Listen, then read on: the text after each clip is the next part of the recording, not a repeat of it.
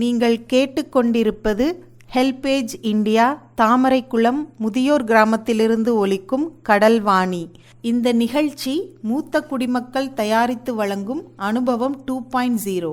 நிகழ்ச்சியை தொகுத்து வழங்குபவர்கள் National Institute of Social Defence, Ministry of Social Justice and Empowerment, Government of India மற்றும் media for community foundation.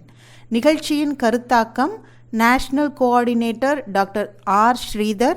மேலும் HelpAge India Cuddalore project தலைவர் திரு வேணுகோபால் ராமலிங்கம் மற்றும் ஹெல்பேஜ் இந்தியா கடலூர் இயக்குனர் டாக்டர் சத்யபாபு.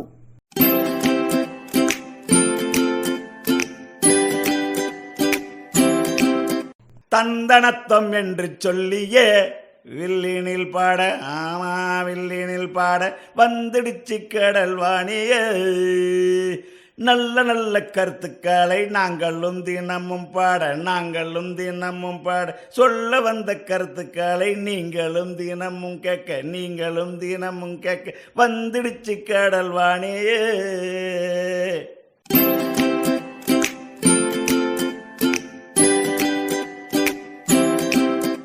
நேயர்களே, நம்முடைய அனுபவம் 2.0 நிகழ்ச்சியில் இப்பொழுது திரு தண்டாயுதபாணி அவர்கள் தன்னுடைய இளம் வயது மலரும் நினைவுகளை நம்மிடம் பகிர்ந்து கொள்கிறார். வணக்கம், என் பேர் தண்டாயுதபாணி. எங்கள் ஊரில் என்னை தண்டு செட்டியார்னு கூப்பிடுவாங்க. என்னுடைய இளமை காலத்தில் மலரும் நினைவுகளாக உங்களுக்கு தொகுத்து வழங்க எனக்கு சந்தர்ப்பம் அளித்த அனுபவ் ரேடியோ நிலையத்தாருக்கும் மற்றும் அவர்களை சார்ந்த அனைவருக்கும் என் முதற்கண் நன்றியை தெரிவித்துக் கொள்கிறேன். நான் சின்ன வயசில் கொஞ்சம் வீட்டில் 5வது பிள்ளையாக பிறந்து கொஞ்சம் அப்படி இது இருப்பாங்க, செல்வாக்கு உள்ள குடும்பம் அந்த காலகட்டத்தில். அப்படியே இருக்கும்போது எனக்கு 6 வயசில் பள்ளிக்கூடம் சேர்த்தாங்க. பள்ளிக்கூடம் வீட்டிலேருந்து ஒரு 4 வீடு தள்ளி தான் பள்ளிக்கூடமே. அங்கே பள்ளிக்கூடத்தில் இருப்பேன், வீட்டில் இருப்பேன், பள்ளிக்கூடத்தில் இருப்பேன். அப்படியே ஓடிக்கிட்டி போயினே இருப்பேன். அப்போ எனக்கு முதல்ல 1வது வகுப்பில் படிக்கும்போது 1ஆம் கிளாஸில் படிக்கும்போது ஃபெயில் ஆகிட்டாங்க. திரும்ப 2வது வருஷம் படித்து 3வது வருடம் வந்தவரது எனக்கு டைஃபாய்டு ஜுரம்னு சொல்கிறதில்ல, அந்த ஜுரம் எனக்கு முதுகில் பாதிப்பு ஆகி முதுகு உடஞ்சி போச்சுன்ற மாதிரி சொன்னாங்க. அதனால் அந்த வருடம் நான் பள்ளிக்கூடமே போகலை. திரும்ப 5வது வரைக்கும் புதுப்பேட்டை தொடக்கப்பள்ளியில் படித்தேன். அதுக்கப்புறம் உடம்பெல்லாம் ஒரு நல்லதாச்சு. இந்த உடம்பு இடைப்பட்ட நாட்களில் நான் நல்லா விளையாட்டு இதெல்லாம் எனக்கு நிறைய இருக்கும். பள்ளியில் கபடி விளையாடுவேன், கோட்டிப்புள்ள விளையாடுவேன், இஸ்கோபாரி விளையாடுவேன், தாண்டுபாரி விளையாடுவேன். பேய்ப்பந்துன்னு சொல்லி பந்தாக அடிப்பாங்க, அந்த பந்து எல்லாம் விளையாடுவேன். 2வது எந்த ஒரு ஓட்டப்பந்தயத்தில் மட்டும் நான் அதிகமாக ஓட்டப்பந்தயம் அதிகமாக கலந்துக்கிட்டால் எனக்கு ஒரு மாதிரி மூச்சு வாங்கும். அதனால் அதில் ஓட்டப்பந்தயத்தில், ஆனால் மற்ற நிகழ்ச்சிகளெல்லாம் கலந்துக்குவேன். அதே மாதிரி 6ஆம் கிளாஸ் புதுப்பேட்டையில் உயர்நிலைப்பள்ளி ஆரம்பித்து பள்ளி ஆரம்பித்து அப்போ நான் அந்த காலகட்டத்தில் நான் 6வது வகுப்பில் சேர்ந்தேன். என்னுடைய திறமையை அந்த ஆசிரியர்கள் படிப்படியாக கண்டுபிடித்து கிளாஸ் லீடரு அப்புறம் இப்படின்னு இது பண்ணாங்க. 7ஆம் கிளாஸ் வந்த உடனே கிளாஸ் லீடர் ஆக்கினாங்க. பள்ளியில் இலக்கிய மன்றங்கள், விளையாட்டு போட்டித் துறைகளில் நான் மாவட்ட அளவில் மாநில இதிலெல்லாம் நடக்கும்போது என்னையே போட்டு விடுவாங்க. எனக்கு ஒன்றும் தெரியாது சார்னுவேன். நீ போய் 2 வருஷம் பாடுறா, அடுத்த வருஷம் நீ விளையாட்டு நல்லா திறமையாக ஜெயிப்ப அப்படின்னு என்னை ஊக்கம் கொடுத்தாங்க. அந்த வகையில் நான் சின்ன சேலத்துலேயும் கடலூர் மருங்கூரிலும் விளையாட்டு போட்டியில் கலந்து பரிசுகள் வாங்கி இருக்கிறேன். அதே மாதிரி இருக்கும்போது உயர்நிலைப்பள்ளி படிப்பு அப்போ சின்ன வயசில் கொஞ்சம் அந்த ஹைஸ்கூல் வரைக்கும் கொஞ்சம் எனக்கு எழுத படிக்க அதிகமாக தெரியாது. ஆனால் பேசினா போனால் பேசிடுவேன். தொடர்ந்து எழுத சொன்னாலும் பிடிக்காது, படிக்க சொன்னாலும் பிடிமானம் ஏற்பாது. அப்படியே இருக்கும்போது கொடியாக 8ஆம் வகுப்பு வரைக்கும் நான் ஆவரேஜ் ஸ்டூடெண்ட்டாக இருந்து 9வது வகுப்பு வரைக்கும் நல்ல 6வது ரேங்க்கு 7வது ரேங்க் வரையும் வர ஆரம்பித்தேன். ஆங்கிலம் வந்து எனக்கு அதிகமாக தெரியாதனால கொஞ்சம் அந்த ரேங்க் எல்லாம் குறைஞ்சி விடும். நல்ல ரேங்க்கு வாங்கினவங்களுக்கும் எனக்கும் 3 மார்க் 2 மார்க் வித்தியாசம்தான் இருக்கும். ஆங்கிலம்னு வரும்போது மார்க் நிறையா குறைஞ்சி போகிறதுனால எனக்கு இந்த 4வது ரேங்க் 5வது ரேங்க்கில் என்னை விழுந்துடும். அதே மாதிரி அந்த காலகட்டத்திலையும் நான் பள்ளியில் விளையாட்டுத்துறையில் நல்லா விளையாடுவேன். டிஸ்கஸ் த்ரோன்னு சொல்லி தட்டு எறிதல்னு ஒரு விளையாட்டு இருக்குது. அது திரு மணிவாசகம் ட்ரில் மாஸ்டர் எனக்கு சில குறிப்புகளை சொல்லி கொடுத்தார். அந்த குறிப்புகளை வச்சுக்கிட்டு கடலூர் மாவட்டத்தில் இருந்துட்டு சென்னைக்கு போய் விளையாடினேன். சென்னையில் வந்து விளையாடும்போது சென்னையில் இருக்கும் மாணவர்கள் அவங்க அந்த ட்ரைனிங் எடுத்தது அளவுக்கு இங்கே நான் எடுக்காத காரணத்தினால 4வது இடத்த பிடித்தேன். அப்போது அங்கேயே அவங்களுக்குள்ள ஏதோ ஒரு இது டிஸ்கஷன் பண்ணி திரும்ப ஒரு இது பண்ணி திரும்ப விளையாட விட்டாங்க.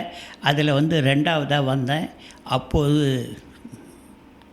எஜுகேஷன் துறையில் சார்ந்த திருவாளர் சுந்தரவடிவேலு அவர்களின் கையால் ஒரு வெள்ளி மெடல் கொடுத்தாங்க. அதுக்கப்புறம் அப்படியே எஸ்எல்சி பாஸ் பண்ணேன். எஸ்எல்சியில் இருந்துட்டு எஸ்எல்சியில் 39 மார்க்கு தான் இங்கிலீஷ். மற்ற இதிலெல்லாம் 55 60 மேலே எடுத்து நல்ல ஆவரேஜ் ஸ்டூடெண்ட்ஸை விட கூடுதலாக எடுத்து படித்தேன். எல்லாருமே சொல்லுவாங்க, இவனடா வெள்ளாடி இருக்கிறான், அங்கே இருக்கான், இங்கே இருக்கிறான், போகிறான், ஆனால் படிச்சிடறான்னு ஒரு சந்தேகம் வந்து என்னுடைய இதெல்லாம் கூட காப்பி அடிக்கிறான்னா போகிறான்னு கூட டெஸ்ட் பண்ணாங்க.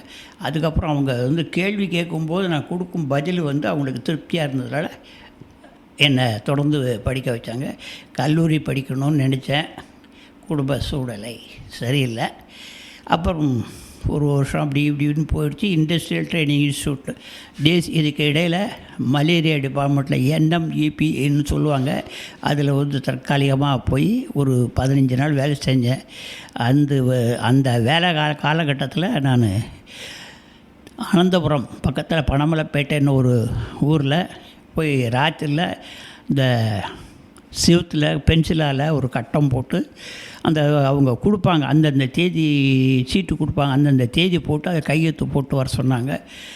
நிறைய நாய் தொல்லைகள் பயந்துக்கிட்டு நான் ஐயா இதெல்லாம் வந்து என்ன நாயெல்லாம் கடிச்சு நம்ம தொல்லையாகிடுச்சோன்னு சொல்லிவிட்டு நான் அந்த வேலையை ரிசைன் பண்ணிவிட்டு வந்துட்டேன். அதுக்கப்புறம் ஒரு 2 மாதம் இருந்துட்டு இண்டஸ்ட்ரியல் ட்ரைனிங் இன்ஸ்டியூட் ITIன்னு சொல்கிறாங்க, அதில் சென்னையில் மோட்டர் மெக்கானிக் ட்ரேடு எடுத்து சேர்ந்த கிண்டி 32. அதில் பயிற்சி பெறும்போது நான் எஸ்எல்சி பாஸ் பண்ண மாணவர்களெல்லாம் NCC சீனியர் டிவிஷன் NCC கட்டாயமாக்கினாங்க. அப்போது என்னுடைய திறமையெல்லாம் பார்த்துட்டு எனக்கு ஒரு நல்ல ஒரு மரியாதை கொடுத்தாங்க. ராயப்பேட்டா காலேஜினுடைய கிளை தான் எங்களுடைய ITIனுடைய இன்ஸ்ட்ரக்டர்னு சொல்லி வர்றவர். அவர் வந்து பயிற்சி கொடுத்தாரு. அந்த காலகட்டத்தில் தான் திரு மறைந்த லால் பகதூர் சாஸ்திரி அவர்களுக்கு சென்னை நேரு ஸ்டேடியத்தில் கார்ட் ஆஃப் ஆனர் அப்படின்னு சொல்லி ஒரு மரியாதை நிகழ்ச்சி, அதில் எங்கள் ITIயின் சார்பாக நான் கலந்துக்கிட்டேன்.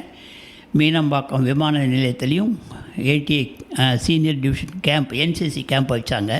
அந்த கேம்பில் எனக்கு இந்த எங்களுடைய ITI ஸ்டூடெண்ட்ஸுக்கு நிர்வகிக்கிறதும் NCC அந்த சாப்பாடு பார்க்குறதும் டியூட்டி பார்க்குறதும் செம வேலைங்க. என்னால் முடியவே இல்லை. அந்த அளவுக்கு வேலை செஞ்சேன். அப்புறம் ஓட்டப்பஞ்சம் அது இது துப்பாக்கி சுடுதெல்லாம் பயிற்சி கொடுத்தாங்க. அதுலேயும் நல்ல ஒரு சர்டிஃபிகேட் கொடுத்து அப்போது இராணுவத்துக்கு அழைப்பு கொடுத்தாங்க. இல்லை நான் போகலை. இராணுவம் போது எனக்கு பிடிக்காமல் போச்சு. என்னமோ ஒரு காரணம் தெரியல. ஏன்னா அவங்க சொன்னாங்க, உன்னுடைய திறமையெல்லாம் நல்லா இருக்குப்பா, செய்யலான்னாங்க. நான் விரும்பப்படாது, என்னன்னு தெரியல எனக்கு என்ன காரணத்தினால நான் விரும்பாமல் போயிட்டேன்ட்டு. அதுக்கப்புறம் ITI முடிச்சுட்டு தமிழ்நாடு அரசு போக்குவரத்து துறை சென்னை வடக்கு தெற்கு டிப்போவில் அப்ரெண்டிஸாக இருந்தேன். அப்போ நமது மறைந்த கலைஞர் கருணாநிதி அவர்கள் மேடையில் இருக்கும்போது அங்கே அவங்களுக்கு எங்கள் ITI சார்பாக ஒரு வரவேற்பு கொடுத்தும் அதிலேயே நான் கலந்துக்கிட்டேன். சென்னை தண்டையார்பேட்டை டெப்போவில் பணியாக வந்தேன். அங்கே வந்து பணியில் ஒரு நல்ல ஒரு பேர், சீதாபதின்ற ஒரு மெக்கானிக். அவர் வந்து யாரையுமே இது அலோவ் பண்ண மாட்டார் சில விஷயங்கள் செய்யும்போது. அப்போ அவர் சில தொழிலெல்லாம் கற்றுக் கொடுத்தார், இப்படியெல்லாம் செஞ்சால் நல்லதுப்பா அப்படின்னு. ஏன்னா என்னுடைய அப்ரோச் மட்டும் அவருக்கு நல்லா பிடிச்சிருந்தது. அவர் அப்படியே இது பண்ணிட்டு இருந்தேன். திரும்ப கடலூர் டெப்போவுக்கு ஃபிட்டராக என்னை ட்ரான்ஸ்ஃபர் பண்ணாங்க. கடலூர் டிப்போவுக்கு வந்த பிறகு என்னோடய பண்ருட்டி பக்கத்தில் புதுப்பேட்டைங்கிறதுனால எனக்கு வீட்டினுடைய இது ஆவலில் வந்துடுது. அப்புறம் வீட்டை கவனிக்கணுன்ற மாதிரி போயிடுச்சு. எனக்கு 5 சகோதரிகள். அதனால் எங்கள் தகப்பனார் ஒரு மாதிரி மென்டலி அப்செட். ஏன்னா சொத்து பத்தெல்லாம் நிறைய இருந்தது அந்த காலகட்டத்தில். நான் பிறக்கும் காலகட்டத்தில் எங்களுக்கு 80 காணி நிலம் இருக்குதுன்னு சொல்லுவாங்க. பெரிய பெரிய பெரிய கம்பத்தான்ற மாதிரி சொல்லுவாங்க. அதெல்லாம் போய் கரைஞ்சி கொஞ்சம் கொஞ்சமாக போச்சு. 7 பொண்ணு, மொத்தம் 5 ஆண் எங்கள் ஒரு டசனு. அதான் என் குடும்பம் அப்படி இதாகிடுச்சு. நான் ஐயா இது வரைக்கும் உங்களுக்கு நான் பகிர்ந்தது என்னுடைய இளமை கால நிகழ்ச்சிகள் உங்களுக்கு பகிர்ந்துக்கிட்டேன். இதில் உங்களுக்கு நல்லது கெட்டது எது இருந்தாலும் நல்லதை எடுத்துக்கங்க, கெட்டதை விட்டுடுங்க. நல்லதே செய்வோம், நல்லதே நடக்கும். நேயர்களே, இந்த அனுபவம் 2.0 நிகழ்ச்சி இத்துடன் நிறைவு பெறுகிறது. இந்த நிகழ்ச்சியின் ப்ராஜெக்ட் கோஆர்டினேட்டர் ஆஷிஷ் திவாரி மற்றும் பூஜா முராடா. நிறைவாக சீனியர் சிட்டிசன் உதவிக்கான டோல் ஃப்ரீ ஹெல்ப்லைன் நம்பரை உங்களுக்காக ஞாபகப்படுத்துகிறேன். 145667. இந்த டோல் ஃப்ரீ எண் காலை 8 மணியிலிருந்து இரவு 8 மணி வரை செயல்படும். மீண்டும் அடுத்த அனுபவம் 2.0 நிகழ்ச்சியில் சந்திக்கிறேன். நன்றி, வணக்கம்.